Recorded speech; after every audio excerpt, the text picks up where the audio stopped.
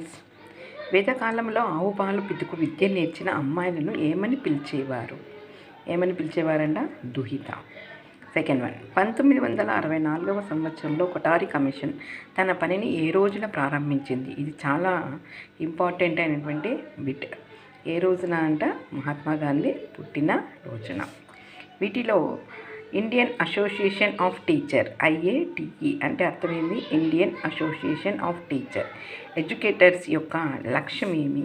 ఉపాధ్యాయ విద్య మరియు సంబంధిత విషయాలపై వర్క్షాపులు, సెమినార్లు, కాన్ఫరెన్స్లను నిర్వహించటం అనేటువంటిది మరి IATE యొక్క లక్ష్యం. నెక్స్ట్, ఈ క్రింది వాటిలో NCERT regional institute of education ఏది? RIE భోపాల్. NCERT అంటే మీ national council of education research training. RMSA క్రింది పాఠశాలకు అందించిన వాటిలో ఒక ముఖ్యమైన భౌతిక సౌకర్యం కళలు మరియు చేతి పనుల గది.